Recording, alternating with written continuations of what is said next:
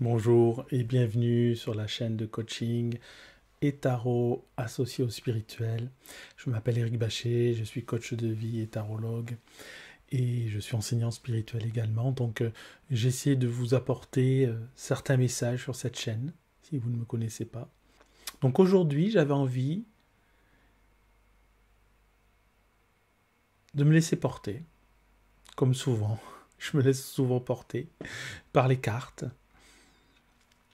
Et je vais vous délivrer un message qui sera, je pense, extrêmement important. Même si je ne sais pas de quoi il s'agit, je pense que c'est un message qui va être important pour vous.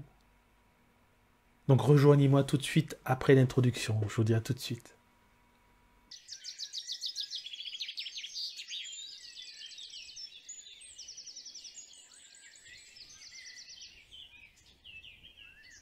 Eh bien, nous revoici après cette introduction. Merci tout d'abord, comme ça je suis sûr d'y penser, merci de votre fidélité, merci à vous qui découvrez cette chaîne, merci de votre confiance, vraiment, c'est quelque chose qui me touche, et plus je suis touché, plus j'ai envie d'être à la hauteur de votre confiance, à la hauteur de vos attentes tout simplement, et je vais vous délivrer un message en lien avec les cartes du tarot. Allez, je vais commencer tout de suite avec le tarot de Marseille. Et en fin de vidéo, regardez bien la vidéo jusqu'à la fin parce que j'ai eu envie aujourd'hui de faire un tirage sentimental. Voilà. Donc, je me suis dit qu'il fallait... Enfin, on m'a suggéré de vous faire un tirage sentimental et donc je vais écouter cette petite voix dans ma tête qui me dit fais-leur un tirage sentimental, ça va parler à quelqu'un. Alors peut-être que c'est à vous que ça va parler ce tirage. Voilà, on va rester ensemble, je ne sais pas très longtemps, environ 20 minutes, 15-20 minutes. Mais en tout cas, il y a la notion d'importance dans ce que je vais dire. Ça ne veut pas dire que les autres vidéos ne sont pas importantes et que ce que je dis n'est pas important, mais ça veut dire que il y a vraiment quelque chose à creuser. Oh là, je m'avance un peu là dans ce que je dis. J'espère que je ne vais pas vous décevoir. Allez, c'est parti. On a la reine de denier. Reine de denier. On est dans le... Le denier, c'est le matériel, hein, comme vous le savez, ou si vous ne le savez pas, je vous l'apprends, c'est le matériel. Et le matériel, c'est pas que, parce que c'est le denier, ce n'est pas que l'argent, c'est aussi le corps. Hein. Moi, j'aime bien lier le denier au corps. Et la reine de denier est une personne qui est dans l'aspect pratique du quotidien et qui maîtrise cet aspect pratique. Donc là, on a le thème principal de ce dont je voulais vous parler et que je ne savais pas encore, que je ne connaissais pas encore, pardon, c'est l'aspect pratique du quotidien, l'aspect de tous les jours. Peut-être même tous ces petites actions que vous faites au quotidien sans même vous en rendre compte. Eh bien, ces petits gestes, ces petites actions, ces petites mises en place rapides comme ça peuvent avoir de grandes conséquences. Même si vous n'en avez pas conscience. Donc, déjà, là, on a quelque chose d'important parce que ce sont des gestes, des actions, même des pensées au quotidien que l'on fait plusieurs fois par jour, qu'on est amené à renouveler et à renouveler chaque jour. Donc, on va aller approfondir un petit peu tout ça. Hein. Et on a le 9 d'épée. Alors là, c'est extrêmement parlant. Je vous le montre, pardon. Je ne sais pas si je vous ai montré la reine d'épée, je ne sais plus. Je vous la montre. De toute façon, les cartes seront affichées comme d'habitude. Donc là, c'est extrêmement parlant. Il s'agit de la fatigue, la lassitude.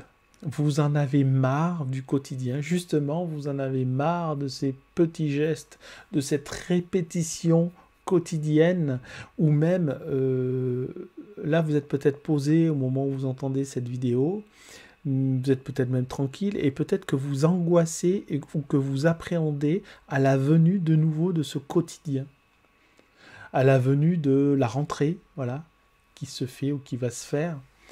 Et vous n'êtes pas bien, quoi. Vous n'êtes pas bien du tout. Vous en avez marre. Vous en avez ras-le-bol. Ça vous prend la tête, au sens littéral. Ça vous prend la tête, ça vous serre la tête. Vous avez l'impression que la tête va éclater, même peut-être pour certains d'entre vous, parce que vous en avez trop, vous en avez marre, vous avez envie de changer, vous avez envie que ça change, vous avez envie que ça bouge. Bien oui, mais qu'est-ce que vous faites pour ça? Peut-être que vous faites quelque chose, peut-être que vous êtes en formation, peut-être que vous faites attention à ce que vous faites justement au quotidien. Mais je pense qu'il y a vraiment cette notion de...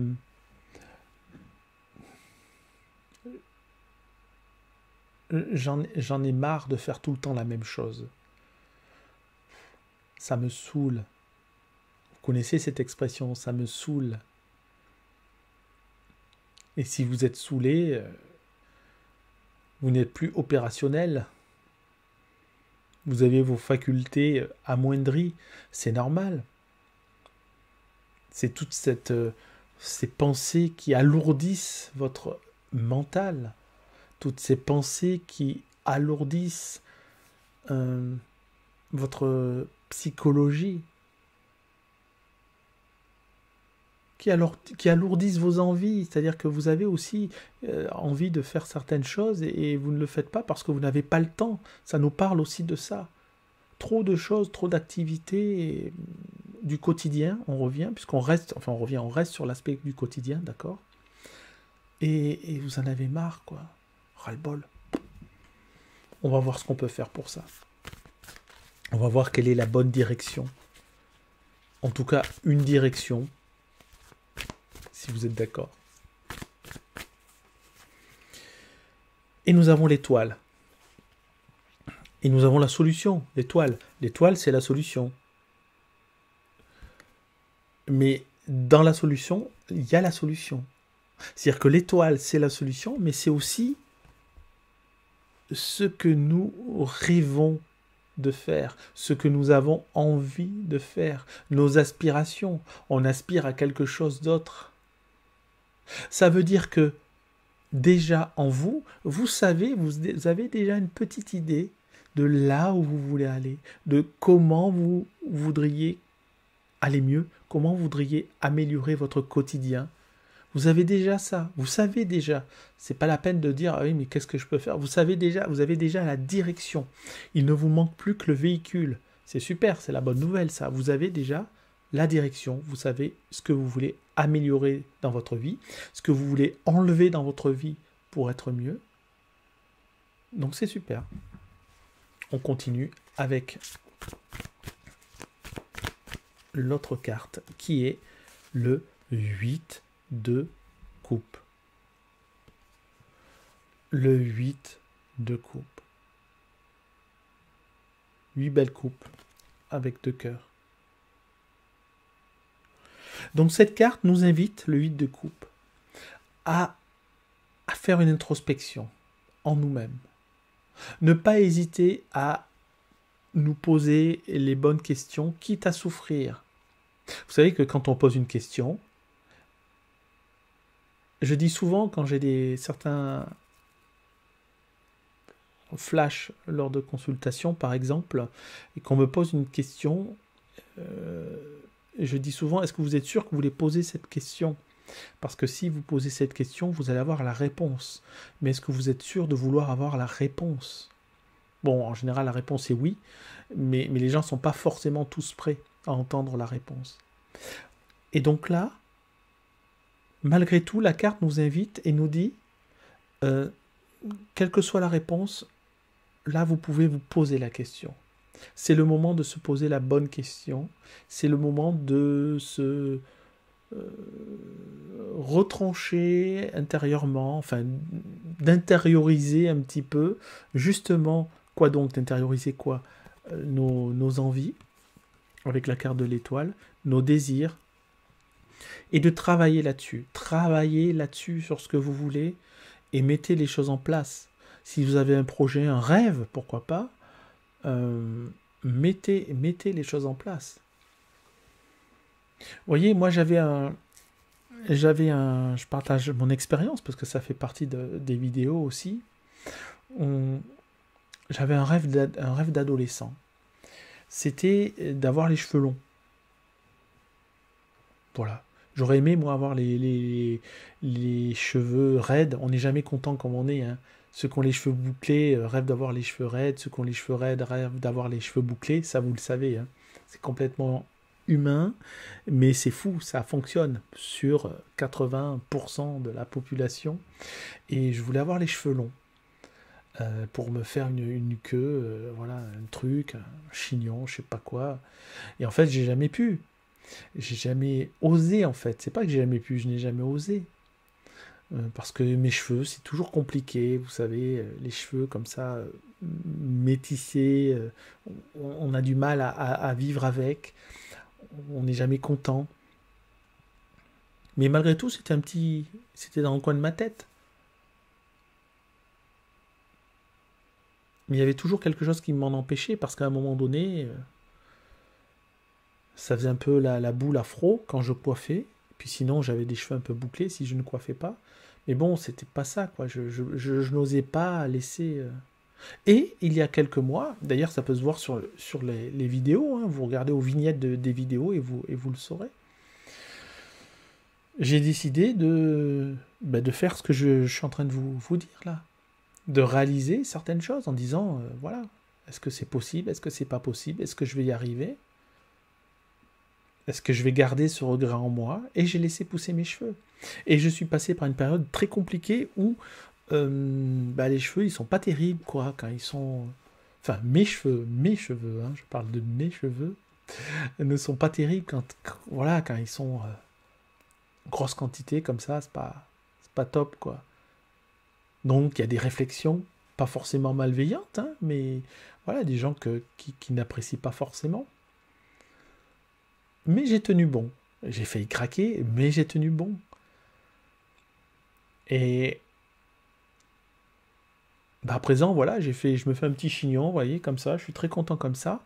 Alors je vous dis ça, peut-être que demain, je les raserai, parce que, voilà, j'ai réussi à réaliser quelque chose, c'était un truc d'ado, si vous voulez.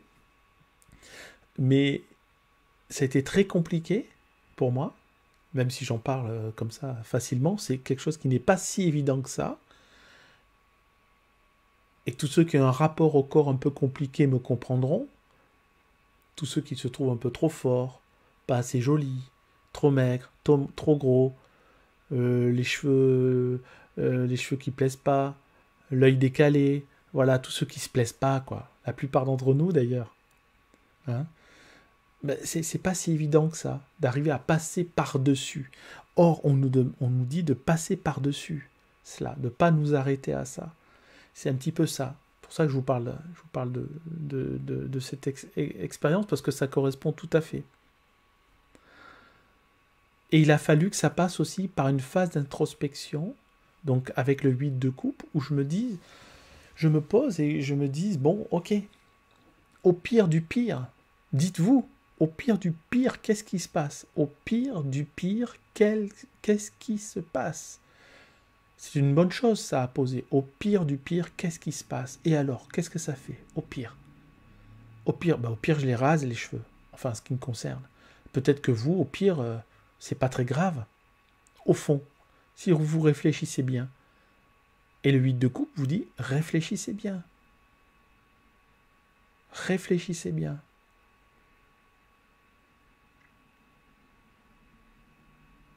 Et vous allez y arriver.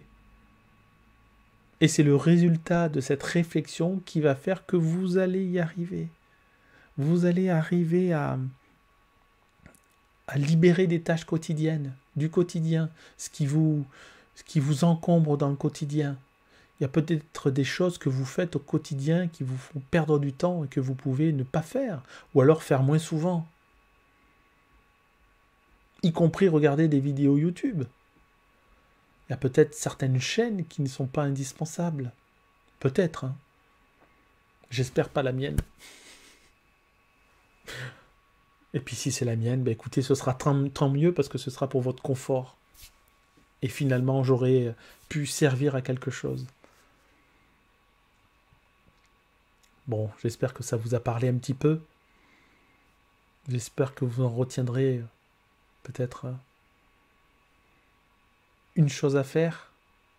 Mais voilà, bon, réfléchissez bien à tout ça. Revisionnez la vidéo du début si vous n'avez pas, si vous ne vous rappelez plus un petit peu de ce que j'ai pu donner comme piste, ce que j'ai pu dire, ce que je parle dans l'instant présent. Et quelquefois, moi-même, je ne me souviens plus de ce que j'ai dit il y a 5 minutes. D'accord? Donc voilà, revisionnez ça. Et puis chose promise, chose due, ça va être quelque chose de rapide. Je ne veux pas faire une vidéo trop longue, mais je vais vous faire un tirage sentimental. Hein, avec l'oracle qui s'appelle le full sentimental. Voilà, j'ai fait des vidéos dessus d'ailleurs, je crois. Enfin, c'est pas je crois, c'est sûr. Alors, nous allons voir ce que nous avons en sentimental, ce que je peux vous dire. Le sentimental, le cœur, c'est ce qui fait tourner aussi la planète avec l'argent. Le cœur et l'argent. Deux belles énergies qui peuvent être formidables si elles sont bien employées et qui peuvent être destructrices si elles sont mal employées. L'argent, c'est très bien si c'est bien employé. L'amour, c'est très bien si c'est bien employé, mais si c'est mal employé, l'argent peut être destructeur et l'amour, bien évidemment, aussi. Nous avons la carte du Sagittaire. Alors, qu'est-ce qu'elle nous dit, cette carte du Sagittaire? Signe d'aventure. Bon, certains d'entre vous sont dans l'aventure. La réaction. J'arrive pas à lire, j'ai pas mes lunettes. La franchise, compétiteur. Ben oui, Sagittaire, quoi. Hein. Donc ça nous parle de une situation relationnelle, que vous soyez en couple ou célibataire, où vous êtes dans la réaction, peut-être l'émotivité, peut-être un excès de franchise, un excès de franchise par rapport à l'autre, mais aussi par rapport à vous-même. Soyez indulgent aussi avec vous-même. Soyez bienveillant aussi avec vous-même. Bon sang, c'est super important. C'est super important. Ne vous mettez pas tout le temps sous pression. Et là, on est dans le domaine sentimental. Ne mettez pas trop de pression sur votre recherche sentimentale. Si vous êtes célibataire, sur la personne qui vous accompagne. Soyez un peu plus indulgent, un peu plus tolérant. Faut-il être... peut-être faut-il changer quelque chose?